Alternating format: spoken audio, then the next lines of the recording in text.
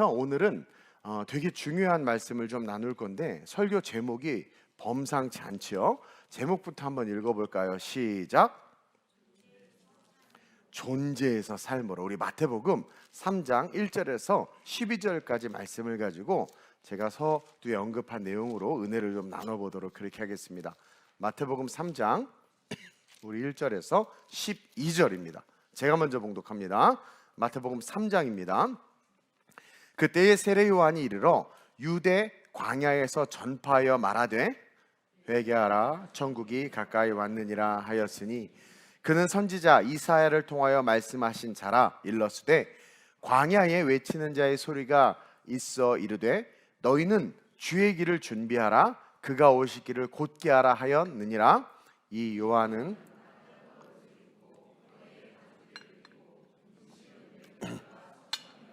이때 예루살렘과 온 유대와 요단강 사방에서 다 그에게 나와 자기들의 죄를 자복하고 요단강에서 그에게 세례를 받더니 요한이 많은 바리새인들과 사두개인들이 세례 베푸는 대로 오는 것을 보고 이르되 독사의 자식들아 누가 너희를 가르쳐 임박한 진노를 피하라 하더냐. 그러므로 회개에 합당한 열매를 맺고 속으로 아브라함이 우리 조상이라고 생각하지 말라. 내가 너희에게 이르노니 하나님이 능히 이 돌들로도 아브라함의 자손이 되게 하시리라. 이미 도끼가 나무 뿌리에 놓였으니 좋은 열매를 맺지 아니하는 나무마다 찍혀 불에 던져지리라. 나는 너희로 회개하게 하기 위하여 물로 세례를 베풀거니와 내 뒤에 오시는 이는 나보다 능력이 많으시니라. 나는 그의 신을 들기도 감당하지 못하겠노라. 그는 성령과 불로 너에게 세례를 베푸실 것이와 함께 손에 키를 들고 자기의 타작마당을 정하게 하사 알곡은 모아 곳간에 들이고 쭉정이는 꺼지지 않는 불에 태우시리라. 아멘. 벌써 세례 요한이 마지막 때에 대해서 예언을 하고 있죠. 여러분들의 후원으로 또 여러분들의 사랑으로 이번에 유럽 사역을 정말 잘 마치고 돌아왔어요. 그러면서 제가 이번에 인사이트를 받은 게 뭐냐면 이번 일뿐만 아니라 여러분 유럽에서 차를 사는 게 그게 쉬운 게 아닙니다. 어쨌든 너무나도 어려운 것들이 아주 쉽고 빠르게 해결되는 것을 제가 느끼면서 개척 초기부터 지금까지 우리가 했던 모든 선교들이 주마등처럼 스쳐 지나가면서 아니 정말 어떻게 우리가 그렇게 했지? 어떻게 우리 교회에서 이런 일들이 일어났지? 그러면서 모든 게 너무나 신기하고 감사하면서 새로운 깨달음을 깨닫게 된 거예요. 알고 있었지만 그것이 새롭게 각인됐던 게 뭐냐면 예수의 옷을 입은 자들의 삶은 걸어가는 그 길이 형통할 수밖에 없구나. 그러니까 예전에 우리 선배 목사님들이 예수 잘 믿으면 복 받는다라는 말을 가난한 환경 속에서 우리가 잘못 이해해서 또 유교적 세계관 속에서 행위를 통한 복으로 인식해서 뭔가 물질을 많이 받고 자녀가 잘 되고 뭐 집을 사고 하는 어떤 유한한 것들의 확장으로 인식했다면 본질은 그게 아니라는 거예요. 그게 뭐냐면 예수의 옷을 입고 그냥 걸어가면 예수께서 이끄시는 대로 그냥 살아가면 있고 없고 존재의 확장이 아니라 그냥 우리가 가는 길은 형통 그 자체라는 거예요. 살아가는 그 삶의 역사와 능력은요 자연스럽게 나타날 수밖에 없다라는 거죠. 그래서 그것을 깨닫고 철야 때 잠깐 나누었는데 예수의 옷을 입고 예수를 위해서 살아가는 삶에는 하나님께서 모든 게 합력해서 선을 이루는 은혜를 베풀어 주신다는 것을 깨달아야 된다는 거예요. 그래서 그것과 함께 오늘 존재에서 삶으로 그냥 우리는 존재하는 그 존재 자체가 아니라 진짜 살아가는 삶이 돼야 된다는 거죠. 즉 여러분들은 존재 그 자체에 머물러 있어서는 안 된다는 거예요. 목사님 저 삶을 잘 살아가고 있는데요? 설교 한번 들어보세요. 정말 잘 살아가고 있는가? 봅시다. 예수님은요 자신의 삶을 내려놓고 예수를 따르기로 한 70명의 사람들에게 사명을 줍니다. 그러자 그들은 그 사명대로 움직여요. 그때 주님께서 이런 말씀을 그 70인들에게 주시면서 그들을 마을로 보내시는데 누가복음 1장 3절에서 5절입니다. 잘 보세요. 시작. 갈지어다 내가 너희를 보냄이 어린 양을 이리 가운데로 보냄과 같도다. 전대나 배낭이나 신발을 가지지 말며 길에서 아무에게도 문안하지 말며 어느 집에 들어가든지 먼저 말하되 이 집이 평안할지어다 하라. 많이 들어본 말씀이죠. 자, 먼저 이 70인들은요 누구인지 정확하게 이름은 기록되어 있지 않지만 오늘날 우리의 상황으로 비춰보면 교회 안에 있는 성도들일 수 있다는 거죠. 근데 이 70인들은 복음을 듣고 예수를 알고 그리고 예수를 믿기로 작정한 겁니다. 즉 예수의 옷을 입은 거예요. 그러자 예수님께서 그들에게 사명을 주신 거죠. 근데 그 사명을 주는데 예수님께서 뭐라고 말하냐면 그들이 예수님이 어린 양을 이리 가운데 보냄과 같다. 그러니까 여러분들이 예수를 믿고 살아가는 삶에서 뭔가 이 땅에서 얻고 누리는 것에 초점이 맞춰져 있다면 미안하지만 우리는 예수의 음성을 듣고 걸어가는 그 길이 아니라는 거예요. 양을 이리 가운데로 보내는 것은 뭡니까? 생명의 위협과 고난과 환난 아닙니까? 근데 우리는 종종 예수를 믿으면 잘 된다, 복 받는다라고 말하면서 예수를 믿는데 이것은 주님께서 원하시는 삶과는 다른 방향으로 예수를 믿고 걸어가는 거죠. 마치 예수님께서 예루살렘에 입성하실 때 로마로부터 해방이 되길 원하고 정말 자주 독립을 통해서 이스라엘이 우리 유대인들이 세상의 중심이 됐으면 하는 마음으로 예수를 받아들였는데 그 예수님이 죽는다고 하니까 화가 나서 돌을 던졌잖아요. 오늘날 똑같이 그들처럼 우리는 예수님을 그렇게 어떤 정치적 메시아로 받아들이고 있지는 않냐라는 거죠. 그러면서 내가 너희를 양을 이리 가운데 보낸 것 같다 말씀하시면서 그들을 세상으로 보낼 때 그들이 같다라는 거예요. 여러분 양을 이리 가운데로 보내. 그 밥이잖아 밥. 그렇죠? 근데 이들이 그 고난의 길을 그 죽음의 길을 간 거예요. 이해하세요? 그러니까 예수의 옷을 제대로 입지 않으면 못 갑니다. 우리 11조 못하고 봉사 못하고 교회 학교의 교사 모집에 광고가 나도 감동이 와도 실천하지 못한단 말이에요. 그러나 부장님이 놀러 가자고 하면 잽싸게 달려나갑니다. 주식이 요즘에 왜 나한테 주식을 사러 이렇게 문자가 오는지 모르겠지만 뭐 공모한다고 그러면 그냥 돈 긁어 모아서 삽니다. 보이지 않는 천국을 위해서 하늘의 상급을 위해서는 투자할 줄을 모르는 거예요. 근데 우리는 오늘날 교회당 예배당 안에 앉아있고 당연히 주님 오시면 들려 올라갈 줄 알고 있다라는 거예요. 너 나를 알았네, 나를 믿었네. 그럼 내가 이제 할 게 뭐냐면 너희를 이리 가운데로 보낼 거야. 어둠의 권세, 흑암의 권세가 붙잡고 있는 그 땅에 너희들을 보냄으로 말미암아 거기서 그들을 그 묶여있는 자들을 건져내도록 너희를 보낼 거야. 그 길은 고난이고 수고고 핍박이고 시련일 수 있어. 근데 이들이 지금 갔단 말이에요. 이 70인들이 예수의 옷을 제대로 입었다라는 거죠. 그래서 그렇게 순종해서 가는 그들을 향해서 주님이 또 한 말씀을 하시는데 아무것도 가지지 말라는 거예요. 또 아무도 의지하지 말라는 거예요. 자, 전대나 배낭이나 신발 지팡이 가지지 말고 또 아무에게도 의지하지 말라. 그러니까 주도권을 가지라는 거예요. 주도권. 아무에게도 무난하지 말라는 것은 의지하지 말라는 겁니다. 그리고 이 집에 들어가든 저 집에 들어가든 평안할지어다라고 외치는 것은 인생을 살 때 너희들이 주도권을 가지고 살아라. 평화의 왕 예수의 사도로서의 삶이기 때문에 세상이 어떠하든 그 세상 속에서 너희는 평화를 외치는 영적 주도권을 가지고 이리 가운데로 들어가라는 거예요. 그렇게 말하는 거예요. 그리고 그들이 정말 그 말씀에 순종해서 이리 가운데로 들어갔더니 어떤 일이 일어납니까? 모든 필요가 채워졌어요. 신기하게 안전했다니까요. 저는요 모세가 애굽의 바로 앞에 섰을 때 그 모세가 죽지 않는 것에 어느 날 말씀을 딱 너무 은혜를 받은 거예요. 애굽 바로가 모세 죽이는 것은 개미 죽이는 것처럼 쉬운 일이었다니까요. 와가지고 노동력을 뺏어간대. 60만이라는 노동력, 60만이라는 경제력, 60만이라는 엄청난 백성을 빼간다고 하는데 이거 무슨 말도 안 되는 소리에 그냥 죽여버릴 수 있었는데 아무도 모세를 못 죽여. 그들의 삶에 필요가 채워졌고 만나와 메추리가 쏟아졌고 신기하게 안전한 거예요. 그러면서 열매가 나타났어요. 주여 주님의 이름이면 귀신도 떠나가더이다. 즉 모든 게 합력해서 선을 이루는 축복이 나타난 거죠. 여러분, 이게 신앙이라는 거예요.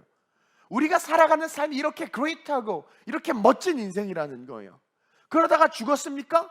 축하드립니다. 천국 가는 거예요. 그냥 잘못 죽으면 그 죽음 이후에 우리의 인생이 터닝 포인트할 어떠한 매개체도 환경도 조건도 없는, 그냥 그렇게 죽어서 지옥 가면 끝인 겁니다. 근데 예수의 옷을 입고 존재로서, 그냥 존재, 내가 뭘 샀다 만들었다 그런 게 아니라 정말 존재가 아닌 살아가는 그 삶이 하나님과의 관계와 연결되어 있어서 살아가는 그 삶이, 그게 진짜 삶이고 익사이팅하고 인터레스팅한 하나님의 능력의 삶이라는 거예요. 지금 돌이켜 제가 생각해 보면 개척 쪽에 아무것도 없는데 필리핀에 선교센터를 세우고, 또 지금 우리 한국에서 이렇게 교회가 부흥을 하고, 그 많은 지성자들, 유럽은 알지도 못했는데 어떻게 이탈리아에 교회를 세웠고, 또 이렇게 어떻게 멋진 중창팀이 만들어졌는지, 또 그 많은 독일에서, 여러분 독일의 그 많은 도시들 중에서 정말 아무것도 몰랐어요. 그냥 제가 너무 멍청하고 몰라서 길을 잘못 들어서 그냥 머문 라이프지라는 도시였는데, 너무 선대함을 받아서 마음속에 그냥 한 인간이 너무 따뜻한 위기 속에서 따뜻한 위로를 받아서, 하나님 여기에 내가, 하나님 이 땅을 사랑하고 이곳에 내가 센터를 세우고 교회를 세우고 싶다고 그냥 읊조렸을 뿐인데, 예수의 옷을 입고 걸어가면 모든 게 형통한다고 그랬죠. 철야 때 얘기한 것처럼 여러분, 그 라이프지라는 도시가 너무나 의미가 있는 도시예요. 독일의 16개의 주의 수백 개의 도시들 중에서 동서독의 통일의 역사를 이룬 도시요, 종교개혁의 흔적이 있는 도시요, 음악의 흔적이 있는 도시요, 유럽의 중심이요, 2시간 이내에 폴란드와 체코로 이어질 수 있는 동유럽 선교의 거점이니까 너무나 하나님께서 퍼펙트하게, 만약에 우리가 프랑크푸르트나 슈투트가르트나 캐롤린이나 함부르크나 이런 데 센터를 세웠으면 종교개혁지 가려면 못 가요. 몇 시간. 그리고 그 도시 자체가 아무런 영적인 의미가 없어. 근데 그냥 걸어갔을 뿐인데 어떻게 그 라이프지에 하나님께서 그렇게 예비하셨는지. 그러니까 이보다 더 좋을 수 없는 최고의 도시의 센터와 독일 국제교회가 개척된 거예요. 작은 비일한 예일 뿐이지만, 여러분, 우리가 예수의 옷을 입고 그 옷이 이끄는 대로 그냥 걸어갔을 뿐인데 나타난 모든 게 여러분 합력하여 선을 이루는 하나님의 축복이라는 겁니다. 그러면 제가 또 느끼는 건, 제가 인생을 하나님의 예수의 옷을 걸어가다 여러분들을 만났잖아요. 저 여러분들을 만난 게 복인 거예요. 여러분들도 절 만난 게 복이 되시길 주님의 이름으로 축원드려요. 제발. 진짜 복은 주님 모셔봐야 돼. 그렇죠? 너무 그러니까 제가 예수의 옷을 입고 주께서 이끄시는 길을 가는데 하나님께서 만나게 한 여러분들은, 이거는 하나님의 섭리 속에 예비한 분들이구나 해서 너무나 감사하고, 그리고 하루아침에 여러분들 물질을 채워주셔서 당당하게 어깨 펴고 차서로 들어가는데 얼마나 기분이 좋든지, 물론 쫓겨났지만 기분이 좋든지, 그러면서 와, 내 뒤에 이런 성도님들이 계시면 내가 못할 게 없겠다.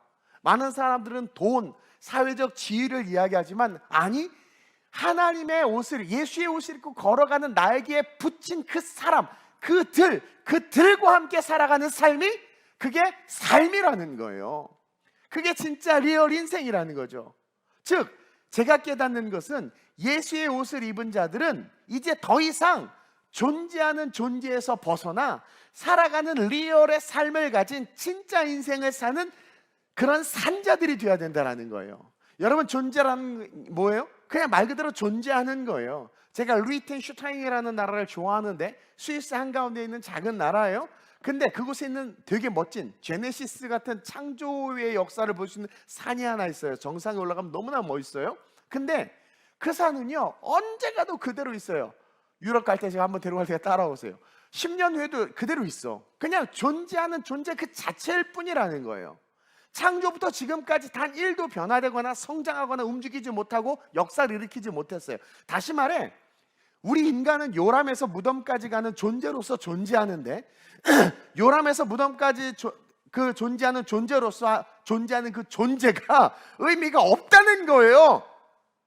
태어나서 예수를 못 만났어요. 이 땅에서 어떤 업적을 이루고 어떤 물질과 어떤 공로와 지구에 지대한 영향을 끼쳐도 마지막 때 모든 것을 하나님께서 뒤집을 때 그냥 다 사라져버리는 존재 그 자체가 아무 의미가 없는, 그러한 존재로서 우리는 존재하고 있는 거란 말입니다. 여러분, 존재는요 변화가 없는 것을 말해요. 왜? 별짓을 다해도 종말이고 별짓을 다해도 지옥이에요. 별짓을 다해도 지옥의 불쏘시개에서 벗어날 수 없는 게 저와 여러분들의 실존이라니까요. 근데 그런 실존인 우리가 진짜 살아가는 삶이 될 수 있도록 하나님께서 입혀주신 옷이 예수라는 옷이라는 거예요. 존재는요 그냥 하나의 그림자일 뿐 아무런 의미도 없이 그냥 있다가 사라져버리는 안개와 같은 게 존재입니다. 그래서 야고보 사도가 야고보서 4장 14절에 이렇게 이야기하고 있는 거예요. 함께 읽습니다. 내일 일을 너희가 알지 못하는도다. 너희 생명이 무엇이냐? 너희는 잠깐 보이다가 없어지는 안개니라. 네가 지금 뭐 얼마를 모았어? 갑자기 너 주식이 폭락하면 어떻게 될 건데? 뭐 네가 뭐 되게 유명해져서 뭐 좋은 대학 합격했어? 어느 날 버스를 탔는데 그 기사 아저씨가 부부싸움 했네. 기분 나빠 그냥 벽에 갖다 들이박아버렸어. 그 옷, 내일에 대해서 여러분들 확신할 수 있습니까? 근데 예수의 옷을 입으면 내일이 중요하지 않아요. 왜? 내일 죽어도 내일 어떠한 일이 일어나도 내 끝은 이미 하나님과 관계된 그 관계의 연속성을 통해서 천국과 규결되고 영원으로 규결되기 때문에 It's okay, no problem이라는 거예요. 근데 그게 없이 살아가는 자들의 삶은 이루었다 뭐 했다 하지만 원죄를 가진 존재로서의 그 존재에서 단일도 벗어나지 못하기 때문에 하나님의 심판이 그대로 유효한 채로 살아가다가 때가 돼서 심판을 받으면 끝나버리는 의미 없는 돌멩이와 같은 그런 존재라니까요. 자, 70인들을 봅시다. 오늘 앞에 언급했던 그들이 예수를 만나지 않고 70인들을 주님께서 불러서 조식을 파송해서 보냈단 말이에요. 근데 만약에 그 70인들이 예수를 만나지 않고 그냥 주어진 삶을 잘 살았다고 칩시다. 나름 출세해서 성공한 사람도 있고 정치 입문해서 뭐 국회의장도 되고 놀라운 학문적 업적을 이루어서 막 매스컴에 나기도 해요. 뭐 그런 일들이 있었다고 칩시다. 나름 그 삶이 가치 있고 의미 있다고 생각할지 모르지만 결론은 정말이라는 거예요. 모든 것은 사라지고 없어집니다. 즉 존재했다는 것, 그 존재가 그런 업적을 남겼다는 것, 아무 의미 없는 안개와 같은 것들이 다 돼버린다라는 거예요. 그게 결론이라는 거예요. 우리는 위인전들을 통해서나 과학과 문명의 발전을 이룬 사람들을 알고 또 배워요. 그리고 와, 예전에 이런 거 있어요. 저도 어렸을 때 이순신 장군을 되게 존경했어요. 저는 애국심이 충만한 사람입니다. 그래서 애국 가면 막 눈물이 나 미쳤나 봐요. 그렇죠? 와, 그래서 12시 애국가 할 때 딱 TV를 껐어요. 막. 근데 보세요. 그때 그렇게 많은 업적과 많은 문명의 발전을 이룬 사람들, 그때 그들이 존재했을 뿐, 뭐 나폴레옹 존재했을 뿐, 지금 존재하는 우리가 그냥 기억은 하고 있죠. 근데 결국 모든 것은 주님의 재림과 함께 사라져버린다라는 거예요. 그리고 여기서 깨닫는 것은 우리는 존재가 아닌 존재에서 삶으로 거듭남이 필요하다. 존재로서 별짓을 다해봐야 우리의 존재는 저주 그 자체다. 따라서 존재가 아니라 진짜 하나님과의 커넥팅을 통해서 living soul, 생명이 돼서 하나님과 함께 숨쉬고 하나님과 함께 살아가는 진짜 인생을 사는, 그러니까 진짜 인생을 사는 진짜 인생이 돼야 된다는 거예요. 즉 우리가 산다는 것은 태어나고 공부하고 결혼하고 자녀 낳고 키우다가 은퇴해서 노인정에 살다가 죽는 게 인생 아니라는 거예요. 그거 인생 아닙니다. 여러분들이 별짓을 다해도 이 수레바퀴에서 벗어날 수 있습니까? 은퇴 안 해요? 저는 은퇴 안 하는데요. 왜요? 평생 무지개 노숙자였습니다. 뭐 자랑입니까 그게? 태어나죠. 살아요. 저 결혼 안 했는데요. 결혼하든 안 하든 결혼하죠. 애 낳죠. 애들 다 도망가 버리죠. 늙어버리죠. 여기서 이런 무슨 업적을 세우고 뭘 하고 뭘 해도 이 틀에서 벗어날 수 없어요. 벗어날 수 없어요. 여러분, 이건 저주입니다. 그냥 태어나서부터 쭉 살다 이게 인생이라고요? 아니에요. 이건 그냥 존재예요. 우리 저주 그 자체라는 것을 우리가 흔히 말하는 라이프라는 것을 통해서 우리는 깨달을 수밖에 없는 거예요. 왜냐하면 뭘 해도 뭘 이루어도 나중에 다 사라지고 의미 없는 무로 없어진다는 거예요. 그게 우리가 열심히 산다고 하는 삶이라는 거죠. 열심히 살았어. 그래, 열심히 살았어. 열심히 살았는데 보니까 아내는 딴 남자랑 살고 있고, 자식들은 엄마 아빠 싫다고 도망가 있고, 평생이라도 혼자 이렇게 있는 거야. 내가 뭘 하면서 살았어? 뭐 유명해졌어요. 막 떴어. 근데 후배가 또 막 올라오면 치고 또, 난 뭐야, 난 유명했다 무명해지면 그 자존심 막 갈등하다가 뭐 그러다가 병들고 콜록콜록 병원에 입원해서, 아이고, 그게 무슨 의미냔 말이에요. 우리는 보다 거시적이고 그레이트한 관점을 가지고 우리의 존재 자체를 들여다봐야 돼요. 우리는 죄인이고 저주받았고 죽을 수밖에 없는 거예요. 여러분, 이 인생은 삶이 아니에요. 우리는 나름 잘났고 멋있고 뭐 별짓 다 하고 우리 오페라 우리 라이나 승은이 뭐 하지만 다 그냥 무예요. 무. 그러다 이제 지옥 가면 더 다른 사람도 더 뜨거워 더 크게 소리는 지를 수 있겠지 뭐. 그러니까 그 뜨거움을 더 잘 화끈하게 표현할 수는 있겠지만 다 무례니까요. 아무 의미 없는 거예요. 여러분, 그건 삶이 아니라는 거예요. 그냥 존재지. 역사와 시대, 경제와 사상 등의 풍화작용을 통해서 이리저리 부서지고 갈라지고 둥글다가 그냥 사라지는 존재 그 자체일 뿐이라는 거예요. 정치적 이슈로 싸우고 전적으로 싸우고 경제적 시대적 상황 격동해 7080 뭐 막 하다가 그냥 그렇게 하다가 막 갈라지고 뒹구고 하다가 그냥 없어지는 그 존재가 우리 인간이라는 거예요. 즉 우리는 예수의 옷을 입은 자들은요, 존재한다는 것과 산다는 것이 완전히 다르다라는 것을 깨달아야 돼. 우리가 산다라는 것은 하나님과 관계가 있는 삶에서만 해당된다라는 거예요. 여러분, 이 말에 동의하십니까? 보세요. 하나님과 관계없는 모든 것들은 다 사라져 버려요. 그러니까 진짜 우리가 산다는 것은 하나님과 관계된 그 삶, 그것이 있어야 된다는 거예요.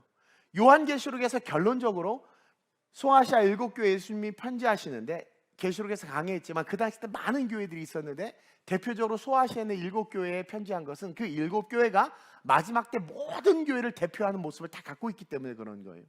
근데 그 중에 4대 교회라는 교회에 주님이 하신 말씀이 뭡니까? 3장 1절 시작. 4대 교회의 사자에게 편지하라. 하나님의 7명과 7뼈를 가지신 이가 이르시되 내가 내 행위를 아노니 내가 살았다 하는 이름은 가졌으나 죽은 자.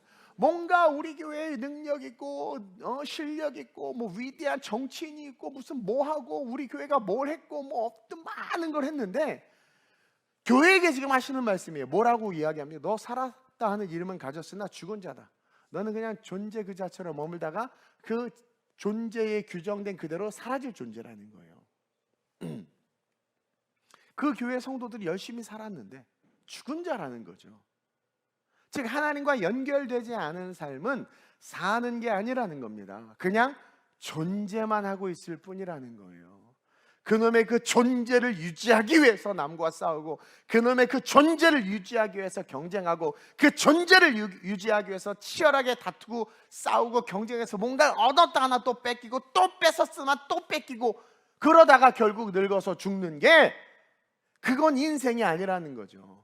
그리고 죽어서 어떻게 돼요? 영원한 지옥에 떨어지는데, 아무리 입술로 주를 외치고 교회를 다니고 예배를 드려도 하나님과 관계 있는 삶을 살아내지 못한다면 우리의 삶은 삶이 아닌 그냥 산이 존재하고 바다가 존재하고 그냥 그렇게 존재하는 존재로서 잠깐 존재하다가 끝나버린다라는 거죠.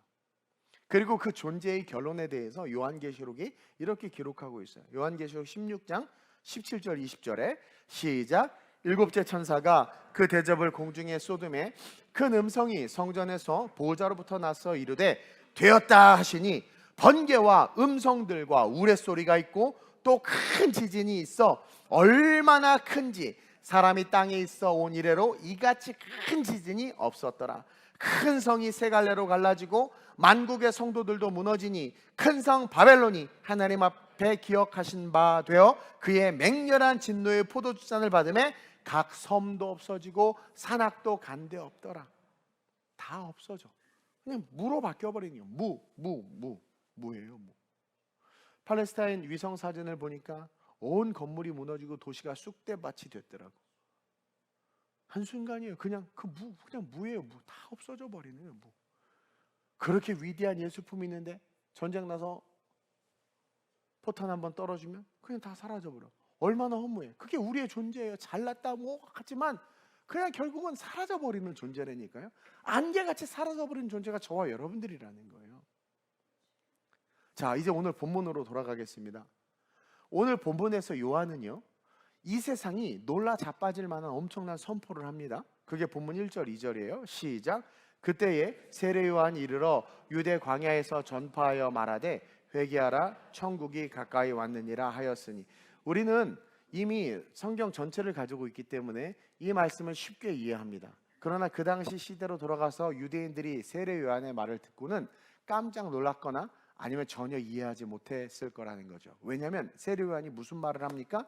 회개하라 천국이 가까이 왔느니라. heaven을 이야기하고 있어요. heaven, 천국을.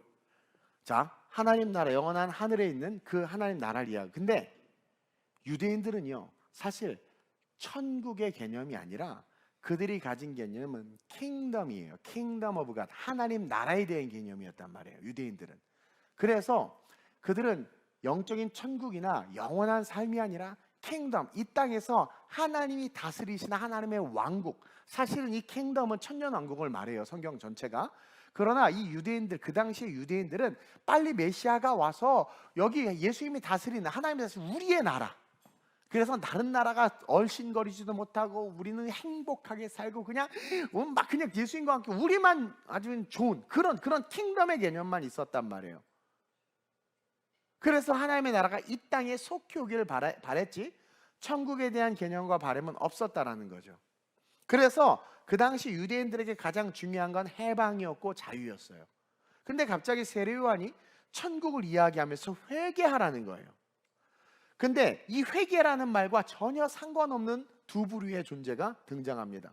그게 뭐예요? 바리새인과 사두개인들이에요. 자, 요한이 천국을 이야기하면서 회개하라고 한 것은 이제 존재로서 그 존재를 위한 삶에서 회개, 즉 돌이켜서 하나님과 관계가 되는 인생으로 전환하라는 것이고, 하나님과 관계가 되는 진짜 리얼 인생이 되기 위해서는 회개, 물로 세례를 받아야 돼요. 회개해야 된다라는 거예요.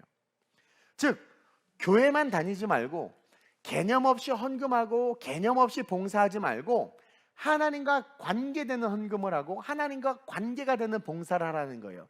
하나님과 관계가 되는 선교를 해야지 립스틱 짙게 바르고 진주 사는 선교, 돈 몇 푼 쥐어주고 건물 지어주고 명판에 이름 새기는 선교.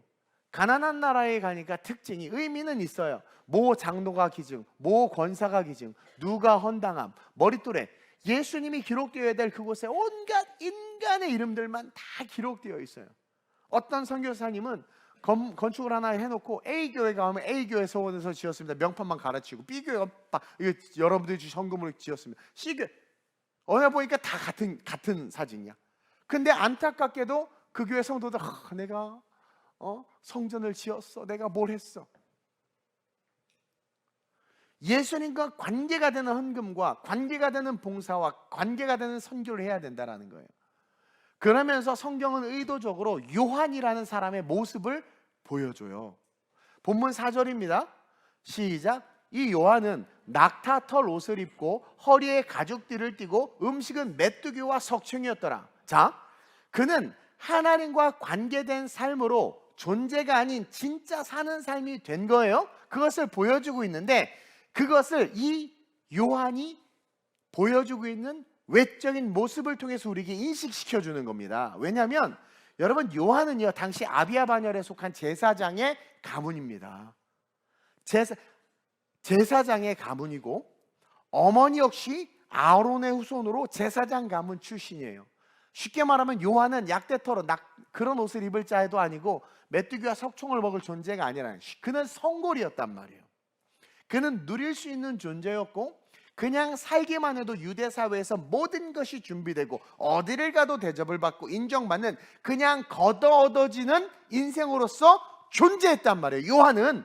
근데 그런 존재하는 그 요한이 자기의 모든 것을 버리고 광야로 가서 자기의 배경과는 전혀 다른 옷을 입고 전혀 다른 음식을 먹는다는 것을 통해 우리는 하나님과의 관계가 되는 인생이 얼마나 중요한 것인지를 극단적으로 지금 보여주고 있는 거예요. 우리의 패러다임은 왜 저렇게 고생하나, 왜 저래야 되나 하지만 영적인 세계관과 영적인 패러다임은 예수의 옷을 입은 자가 예수가 이끈 대로 살아가는 것이 가장 가치가 있다라는 거죠. 그래서 극단적으로 보여준 게 부자와 나사로란 말이에요. 가장 사모하는, 여러분이 사모하는 부자, 가장 싫어하는 나사로, 우리의 틀을 깨는 말씀이란 말입니다. 이 땅에서 비단 옷을 입고 사는 것보다 약대토록과 석총을 먹는 게 본질적 존재로서의 삶을 사는 가장 좋은 선택이라는 거예요. 그것이 진짜 인생이라는 것을 가르쳐주고 있는 겁니다. 왜요? 하나님과 연결이 되어 있고 관계되어 있는 삶으로서의 삶이기 때문에 거지 나사로가 하나님과 연결되어 있고 관계되어 있는 삶이었기 때문에 죽었을 때 그 삶이 더 높아진 거예요. 근데 우리는 그 거지라는 것에 집중하면서 그를 비난하는데 차라리 거지로 사는 게 낫다라는 겁니다. 존재에 묶여가지고 그 존재에서 벗어나지 못해서 멸망으로 귀결되는 인생보다 예수를 알기 때문에 기꺼이 세상의 모든 것을 거부하고 요한계시록에 등장하는 신령 한 날 가운데 던져져서 우리 마누라가 믿었던 예수가 진짜였구나, 그제서야 깨닫고 돌이켜서 순교하는 그들, 그것을 깨닫고 이제는 내가 짐승의 표도 받지 않고 내가 우상을 섬기지 않고 내가 진짜 순교하면 순교했지, 내가 정말 예수 믿을 거야 해서 걸어가는 그 사람, 그때 진짜가 되는 거죠. 그러니까 그들이 어떻게 들려 올라가는 거예요. 순교해서 올라가는 거예요. 그러니까 그게 리얼 라이프라니까요. 그것을 극단적인 이 요한의 모습을, 요한의 존재로서의 신분, 제사장 반열의 엄마 아빠다 다 선고를 출신이고 모든 것을 누릴 수 있는 삶에서 예수의 옷을 입은 삶이 어떠한 삶이냐, 니네들이 봤을 땐 초라하고 힘들고 불편할 것 같지만 언제 죽을지 몰라도 그 죽음 후에 영원히 보장되어 있고 예수와 하나님과 관계되어 있는 이 삶 자체, 이게 진짜 인생이라는 거예요. 그러면서 영원까지 기억되는 삶이라는 거죠. 우리가 잘 아는 마태복음 25장의 양과 염소의 비유가 이것을 또 우리에게 정확하게 알려주고 있습니다. 이것은 주님께서 마지막 때 재림하셨을 때 나타나는 것을 기록해 놓은 거예요. 마태복음 25장은 그 25장 31절에 33절에 이렇게 기록되어 있어요. 시작. 인자가 자기 영광으로 모든 천사와 함께 올 때에 자기 영광의 보좌에 앉으리니, 이 심판의 보좌에 앉으시는 거예요. 계속 모든 민족을 그 앞에 모으고 각각 구분하기를 목자가 양과 염소를 구분하는 것 같이 하여 양은 그 오른편에 염소는 그 왼편에 두라. 그렇게 된 거예요. 그러면서 이 이야기 다 알죠? 그러면서 너희는 이 땅에서의 인생이 존재로서의 인생이었느냐 아니면 삶으로서의 인생이었느냐 묻고 계신다라는 거예요. 이것에 대해서 우리는 증명해야 돼요. 예수님에게. 여러분, 우리는 좀비가 아닙니다. 근데 오늘날 많은 크리스찬들이 미안하지만 자기가 좀비인 줄 모른 채 좀비처럼 살아가고 있어요. 즉 원죄로 말미암아 타락한 육체와 정신과 생각이 원하는 것을 위해서 달려가고 있단 말이에요. 성령이 나에게 요구하는 것이 들려도 원하는 것만 쫓아가는 거야. 성공. 주의 종이 아무리 자녀 교육이 중요하지만 세상으로 그렇게 열심히 공부시켜서 잘 내보내봐야 결국 무너질 수밖에. 신앙교육이 가장 중요하다고 말해도 아무리 바쁘고 힘들고 주의 성수가 와서 은혜가 안 되고 주무셔도 여기 와서 주무셔요. 피곤해. 우리 남편은요 12시까지 그냥 잠옷 입은 채로 데리고 와. 여기서 자라고 그래. 잠옷을. 안식일을 거룩히 지키라는 말씀이 존재가 아닌 리빙 소울의 삶이 되면 양식일을 거룩히 지키라는 말씀이 실제가 돼서 그게 너무 중요해지는 겁니다. 부장님, 차장님, 사장님, 무슨 건물주가 불러도 안식일이 더 중요한 거예요. 근데 우리는 그렇게 안 살면서 예수를 믿으니까 내가 좀비인 줄 몰랐어요. 나는 예수를 믿는다고 말하고 찬양하고 예배하지만 사대교회처럼 존재 자체가 타락한 마음과 이성과 생각과 정신과 시대적 상황과 시대가 요구하는 것에 그냥 달려가고 있지는 않냐라는 거예요. 근데 하나님과의 만남 그리고 예수의 옷을 입게 되면 우리의 모든 존재의 이유와 목적이 예수로 바뀌기 때문에 주님이 원하는 삶으로 이어질 수밖에 없는 거예요. 근데 오늘날 이런 자를 볼 자가 없고 예수님도 인자가 다시 올 때 믿음 있는 자를 보겠느냐, 즉 존재로서 존재하는 자를 볼 수 없다라는 거죠. 그러니까 존재로서 존재하는 것이 아니라 존재로서의 삶에서 하나님과 관계로서의 삶으로 진짜 인생을 살아간 자들을 볼 수 없다라는 거예요. 그래서 양과 염소를 나눴는데 양의 물에게 칭찬하기를 너는 내가 배고플 때 밥 주고 물 줬다는 거예요. 근데 얘네들이 뭐라 하면 언제 그랬습니까? 얘네들은 하나님에게 뭔가를 바라거나 혹은 내가 복을 받기 위해서 내 육체의 소욕이 원하는 것을 얻기 위해서 신앙생활을 하지 않은 자들이라는 거예요. 본질 자체가 하나님과 관계되었기 때문에 성령의 감동대로 그냥 살았던 거예요. 근데 예수님 그걸 칭찬한단 말입니다. 근데 이쪽 녀석들은 우리가 언제 안 줬습니까? 줬단 말이에요. 예수님 밥도 주고 물도 주고 빵도 주고 열심히 줬는데 그들은 뭡니까? 자기의 존재로서의 그 존재를 강화시키기 위해서 예수님을 쫓은 거란 말입니다.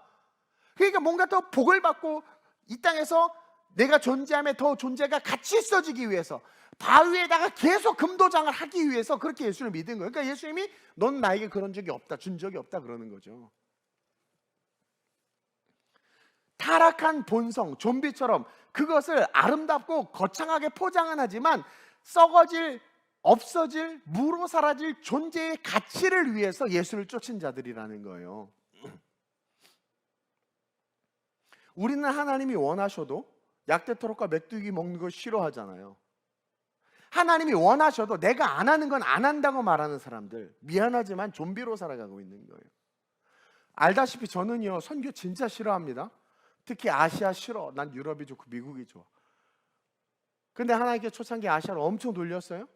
근데 그게 싫지만 내 성향하고는 다르지만 예수의 옷을 입고 하나님과 관계가 되니까 양을 이리 가운데 보내는 것 같다 하실 때 70문도들이 왜 갔는지를 알겠는 거예요. 제가 신학교 들어갈 때만 해도 한참 고생하다가 제가 좀 주가가 뜰 때였는데 하필 그때 우리 주님은 바닥에 있을 때 신학교 가라 그러면 할렐루야 하고 갔을 거야. 백수야, 불러주지도 않아, 할 것도 없어. 막 그런데 갑자기 너 신학교 나가라 그러면 네 드디어 막. 근데 최고 정점에 있을 때 신학교 가라 그러면 여기 부모님들 솔직히 고백해 보세요. 여러분들 자식 보내겠습니까? 보낸다고 하는 사람은 아직 좀비일지 몰라. 거짓일 수 있어요. 근데 안 보내요. 그건 솔직한 고백이야. 그렇다고 그게 정답은 아니죠. 그래서 제가 오죽하면 눈에 이쑤시개를 꽂고 기도했대요. 눈만 감으면 가라 소리가 진짜 가라 들리니까 눈을 못 감았어요. 철회할 때. 그것도 또 웃긴 게 그런다고 그럼 예배를 나가지 말아야 돼. 신기해. 또 예배 계속 기어나가. 하나님 이끌어 주신 거죠. 성령께서. 약대토록과 메뚜기 먹는 것을 싫어한다니까요. 우리는 하나님이 원하셔도. 그러니까 여러분들이 그냥 쉽게 인본주의적인 신앙, 인본주의적인 교회, 인본주의 말하는데 이렇게 생각하면 돼요. 육체의 소욕과 교회의 전통이나 거룩한 전통을 말해 잘못된 전통 말고 교회의 전통이나 성령과 주의 종이나 또 교회의 사역의 방향이 요구하는 것과 내 육체의 소욕이 부딪힐 때 육체의 소욕을 선택하면 미안하지만 아직은 좀비야. 반 좀비, 반반 좀비, 반에 반 좀비. 뭐 좀비의 영역, 그러니까 좀비에서 벗어날 수 없는 좀비야. 그러나 주께서 원하시면 향유가 끼어 붓고 주의 뜻대로 되기를 원합니다 하고 갈 수 있는 사람 없어요. 별로 없어요.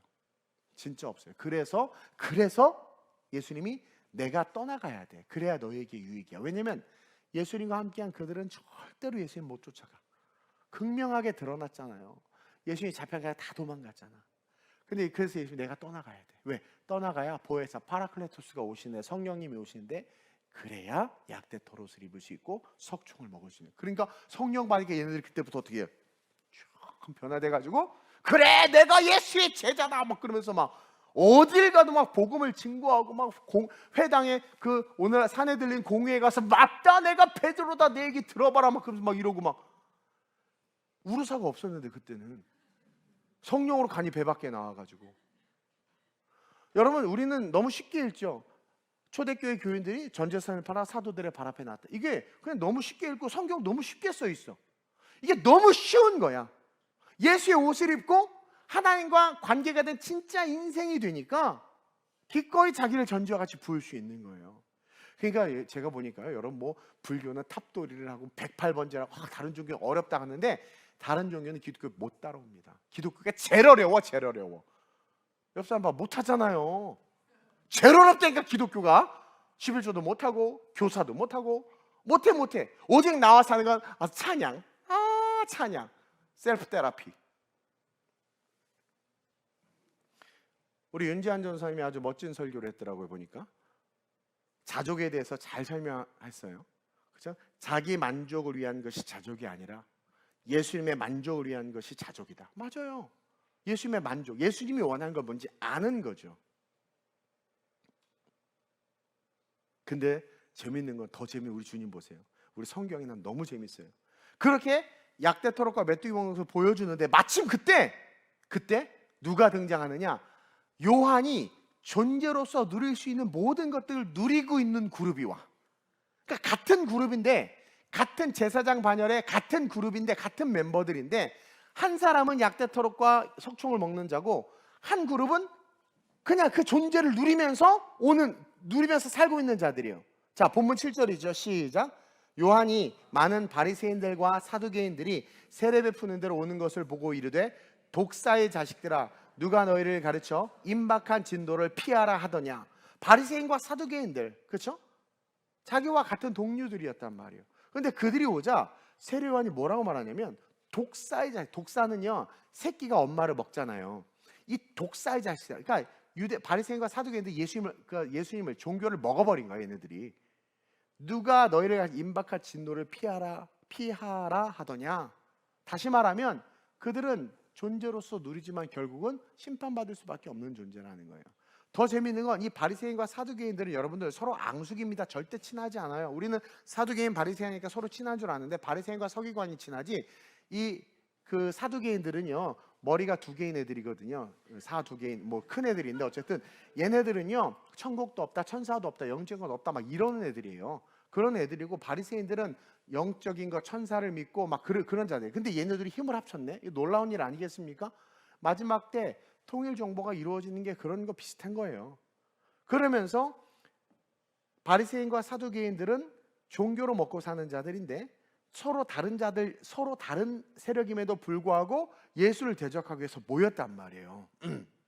근데 이 둘이 지금 천국에 대해 관심을 가지고 세례에 대해서 사실 지금 관심을 가지고 나온 거야. 관심은 있었어. 그리고 이들의 삶은 유대인들에게 존경받는 삶이었고 지도자로서 본이 되는 삶이었어요. 근데 독사의 자식이라고 칭하면서 오히려 삶의 존재로 유대인들을 전락시키는 악한 자로. 그러니까 너희들은 존경받고 높임받고 세상에서 인정받지만 아무리 그래도 그 존재 자체는 뭐예요? 그냥 저주받을 자라는 거예요. 그러면서 그들에게 아주 중요한 메시지를 던지는데, 우리에게 던지는 메시지예요. 8절에 회개에 합당한 열매를 맺으라고 경고합니다. 정말 회개했다면, 너희들은 정말 천국에 관심이 있다면 회개했어? 세례 받을 거야? 받았어? 그러면 합당한 열매를 맺으라. 너희들의 혈통이나 육종이 구원을 주는 게 아니다.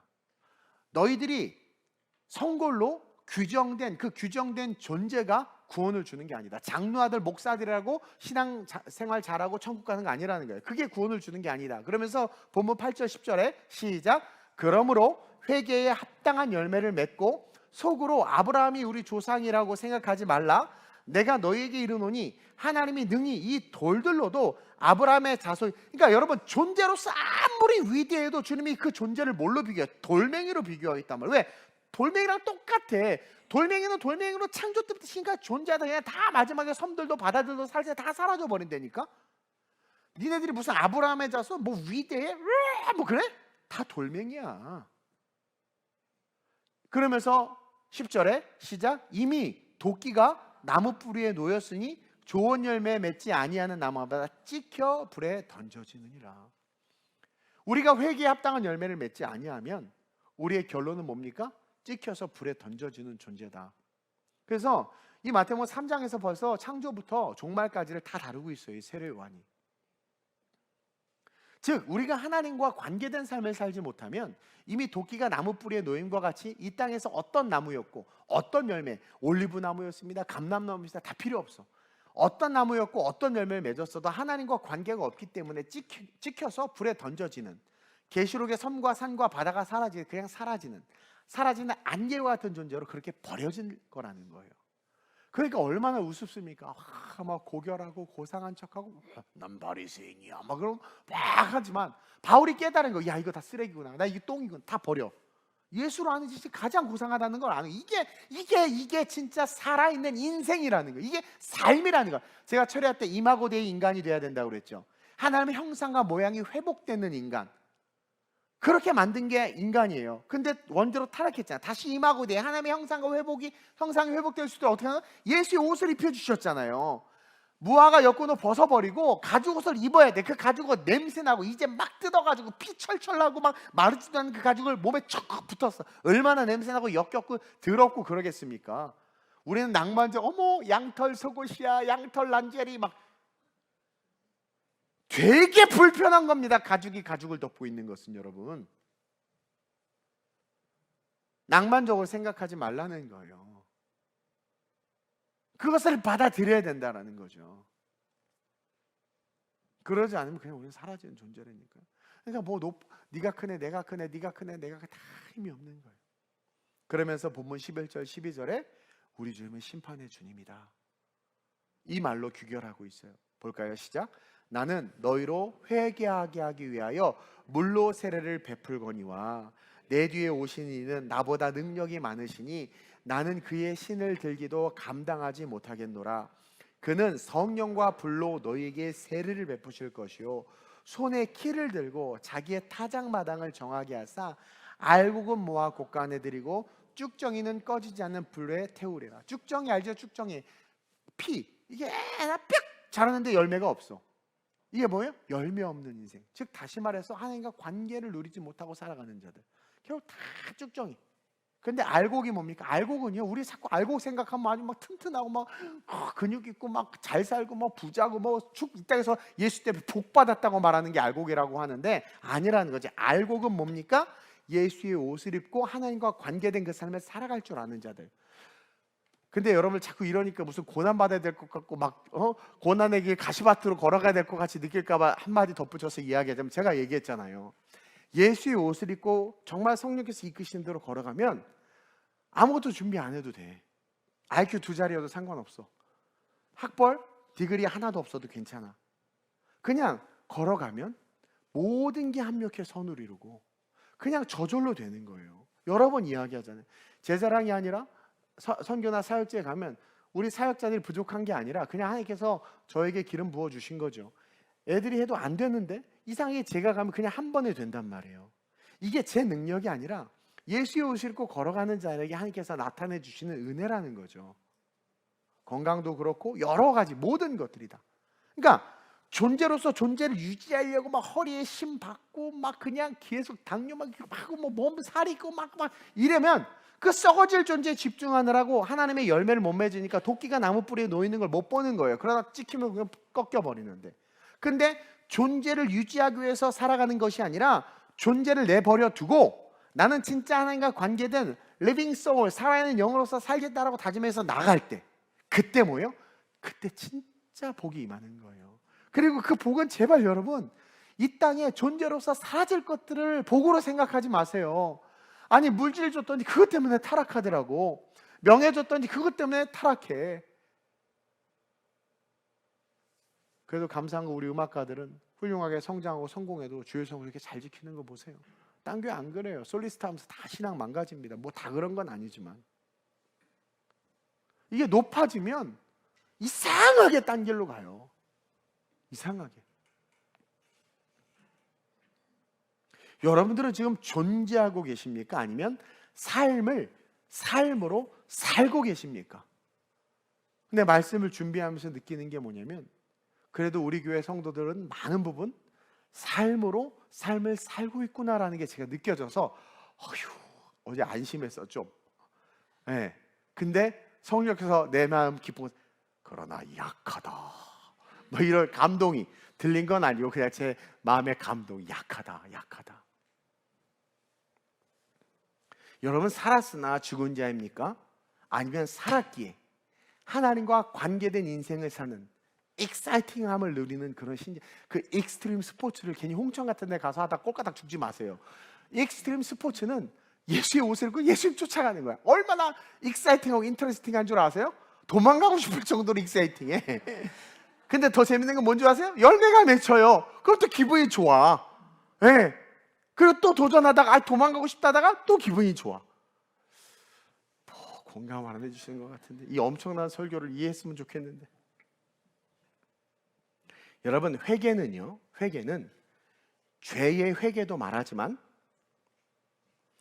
주인의 변화, change my master, 주인의 변화, 이 주인의 변화도 회개를 의미하는 거예요. 왜 독사의 자식들이라고 그랬냐면, 너네들이 그렇게 하나님을 사랑하고 킹덤 오브 갓, 하나님의 나라를 바라면 네 주인이 하나님이 돼야지 왜 율법이 됐니? 그렇게 말하는 거예요. 여러분, 자꾸 죄만 회개하지 마세요. 회개하고 또 회개하고 또 회개. 주님도 지겹다 이럴 것 같지 않아요? 주인을 바꾸세요. 주인을. 여러분들의 마음 보좌의 주인을 바꾸라는 거예요. 주인을. 그래서 예수님이 주인 되어 살아가야 된다니까요. 그래서 주님이 동훈아 오른쪽으로 가라. 싫은데요? 왼쪽이 더 좋아. 왼쪽이 더 빨라요. 시키는 대로 하는 게 너무 중요한데 오늘날 다 자기 소견대로 해요. 제가 A를 하라고 하면 B를 해 애들이. 왜 그러냐? 그게 더 좋아서요. 시키는 자의 의도와 마음을 헤아리지 않아. 자기 수준의 생각으로 결정해버려요. 그게 자기 소견에 좋을 대로 살았던 사사시대였고 다 망한 거예요. 그래서 다 망한 거예요. 그 뒤에 하나님 안 불렀나요? 하나님 불렀어요. 토라교육 아시죠? 토라교육 엄청 시켰어요. 근데 그 끝이 누구였어? 나였어. 말씀을 막 듣고 내 소견대로 해버리는 거야. 내 소견대로. 주인의 변화도 회개다. 따라합시다. 주인의 변화도 회개다. 여러분들의 주인이 누구냐라는 거예요. 예수님이 주인 돼야 돼요. 종말이 와도 이어지는 삶. 멋있지 않아요? 주님이 딱 재림을 하는데 지옥으로 떨어지는 게 아니라 주님이 딱 재림할 때 그게 이 땅에서 살던 내가 이 주님의 그 재림 이어지는 삶으로 올라가는 거죠. 얼마나 멋있습니까? 종말이 와도 이어지는 그 삶이 될 수 있도록 성령을 통해 우리에게 말씀하시는 그 보내심을 받은 그 자리로 두식 아무것도 준비하지 말고 가 해서 갔던 그 70인들처럼 무명의 70인들입니다. 그것처럼 무명의 그리스도인으로서 자꾸 내 이름 내려고 하지 말고 무명의 그리스도인으로서 순종해서 그곳에 갈 때 이상하다 동전 한 입 움켜잡으면 없어지고 쓰고 빌려주면 풍성해져 땅 위에 가득 차네. 우리 교회가 재정이 없는데 할 건 다 하잖아요. 이게 놀라운 거 아닌가? 기적이에요. 전혀 반응이 이게 진짜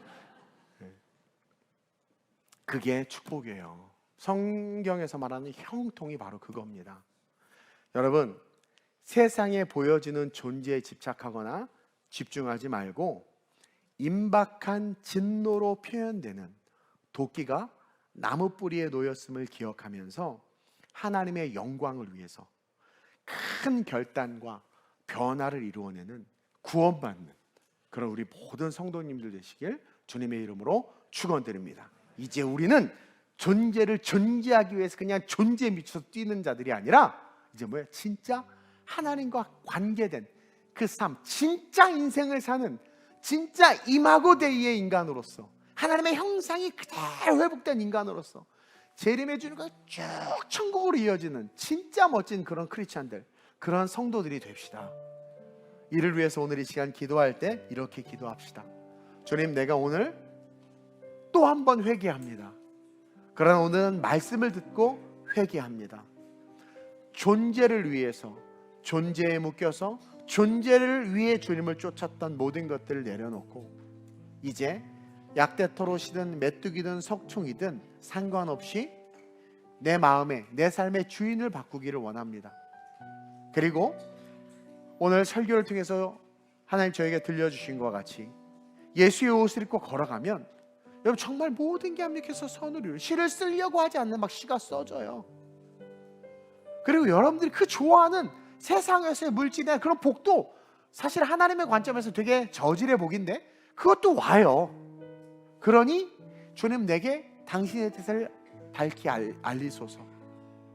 그래서 당신의 뜻대로 걸어갈 수 있는 용기를 내게 주옵소서.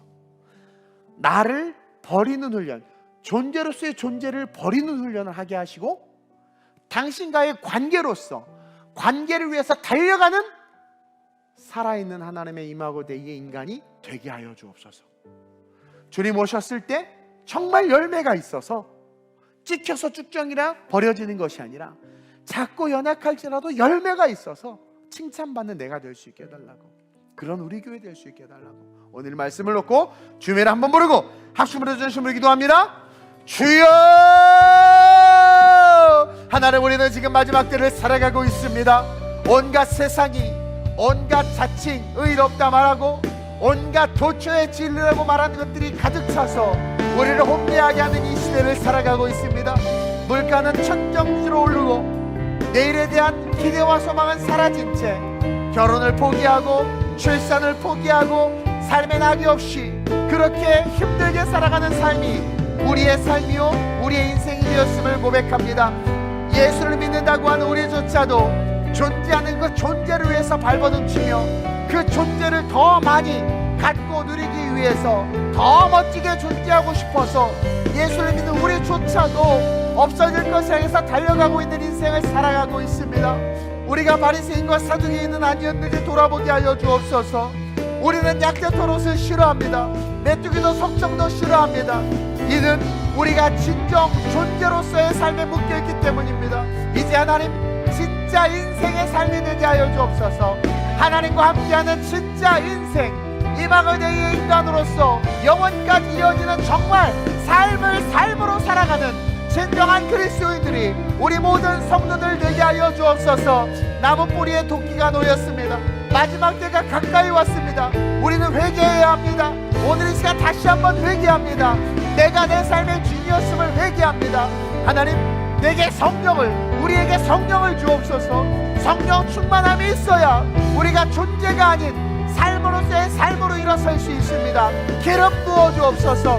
보이는 것이 아니라 성령 충만해야 보이지 않는 것을 쫓아갈 수 있고, 성령 충만해야 그것을 위해서 목숨도 버릴 수 있습니다.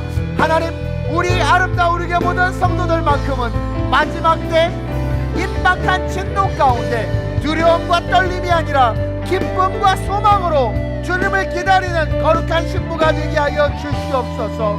주님 오심이 우리에게는 축제가 되게 하시고 주님 앞에 서는 것이 두려운 것이 아니라 기쁨이 되게 하여 주옵소서. 신랑을 기다리는 신부와 같은 설레이는 마음이 되게 하여 주옵소서. 그러기 위해서 다시 한번 회개하게 하시고 다시 한번 우리의 삶의 주인을 예수로 바꾸게 하시고 그 험한 길, 그 좁은 길, 무명의 그리스도인으로서 가라 하신 그 길, 양을 이리 가운데 보는 것 같은 그 길, 전도의 길, 선교의 길, 헌신의 길, 하나님의 봉사의 길, 하나님의 나라를 세워가는 그 길, 하나님의 성전과 성벽을 보수하는 길, 영원 구원을 위해서 내 것을 내려놓는 길, 그 일을 위하여 힘써 달려갈 수 있도록 이끄시고 인도하여 주옵소서. 하나님, 부족한 종의 소원은 단 하나, 우리 성도들과 천국 가는 것입니다. 넘어지고 쓰러질 수 있습니다. 그러나 우리 교회의 강단만큼은 끝까지 살아있게 하셔서 생명의 말씀이 선포되어져서 하나님, 넘어져도 일어나고 쓰러져도 일어나 하나님 종과 우리 모든 성도들은 그리스도를 대망하며 영원한 천국을 바라보고 천국 백성으로 영원한 삶을 살 수 있는 은혜를 누리게 하여 주시옵소서. 내가 나사렛 예수의 이름으로 명하노니 아름다우게 모든 성도들의 삶에 하나님으로부터 임하는 놀라운 회복과 신유와 축복이 있을지어다. 예수의 옷을 입고 걸어가므로 모든 것이 완벽히 선을 이루는 존재가 아닌 리빙 소울로서의 삶을 살아가는, 생명으로서의 삶을 살아가는 하나님의 자녀가 될지어다. 우리의 다음 세대들은 우리의 뒤를 이어 하나님의 나라를 견고히 하고 그 길을 확장하는 하나님의 존귀한 사도들이 될지어다. 그와 같은 축복을 누리게 하여 주옵소서. 그 능력을 누리게 하여 주옵소서. 그럴 때 있어야 될 것을 하신 하나님께서 우리의 모든 것을 채우신다고 분명히 말씀해 주셨습니다. 올바른 우선순위를 갖게 하여 주옵소서. 예수님이 먼저입니다. 그리고 있어야 될 것입니다. 사역과 사명이 먼저입니다. 그리고 있어야 될 것들입니다. 올바른 우선순위와 올바른 주의를 섬김으로 승리하는 아름다운 우리의 모든 성도들이 되게 하여 주시옵소서. 역사와 능력으로 기름 부어 주옵소서. 회복으로 하나님께서 함께하여 주옵소서. 구령의 열정이 살아나게 하여 주옵소서. 마지막 때를 책임지는 거룩하고 존귀한 교회가 아름다운 우리 교회 되게 하여 주시옵소서. 오늘날 많은 사람들이 존재의 눈이 멀어 그 존재를 강화하고자 열심을 냅니다. 이미 도끼가 나무 뿌리에 놓여 있음도 알지 못한 채 입술로는 예수를, 행동으로는 주님을 섬기는 것처럼 보이지만 사대 교회와 같이 살았으나 죽은 자처럼 살고 있는 것이 오늘날 이 시대의 우리는 아닌지 돌아보며 회개합니다. 하나님, 부족한 종의 소원은 단 하나, 종과 우리 성도들이 영원한 천국에 가는 것입니다. 그러기 위해선 오늘 이 시간 다시 한번 우리가 회개해야 하고 또 회개했습니다. 겸하여 이제 우리의 주인을 바꾸는 건 역시 회개임을 오늘 깨달았사오니 주인을 바꾸지 못한 채 천국과 축복에만 관심이 있어 혹시나 하고 세례 요한에게 나온 바리새인과 사두개인들 되지 말게 하시고 진짜 세례 요한과 같이 그의 나라와 그의 뜻이 나의 것이 되기를 소망하며 약대 터럭과 메뚜기와 속총 기꺼이 즐겨 받아먹고 입으며 주께서 원하시는 그 길이라면 무명의 그리스도인지만 그 길을 걸어갈 수 있는 진짜 열매가 있어서 곳간에 들임받는 그런 성도들이 우리 성도들 되게 해 주옵소서. 마지막에 가까이 올수록 많은 사람들 더 자기의 존재를 드러내려고 무지한 노력들을 하고 있습니다. 자기의 존재를 과시하려고 거짓은 더 크게 거짓으로, 더 큰 전쟁으로, 더 큰 폭력이나 더 큰 영향력을 행사하려고 존재를 과시하기 위해서 서로가 힘겨루기를 합니다. 그런 의미 없는 삶에서 벗어나게 하시고 있어야 될 것을 아시고 예수의 옷을 입고 걸어가는 자들에게 모든 것을 도우시고 함께 하시는 그 주님을 믿고 성령의 충만과 함께 이마고대의 인간으로서 아름다운 삶을 살아가는 삶이 진짜가 되는 그런 성도들이 우리 성도들 되게 해 주옵소서. 하나님, 이제 수능입니다. 우리 고3 학생들이 수능을 봅니다.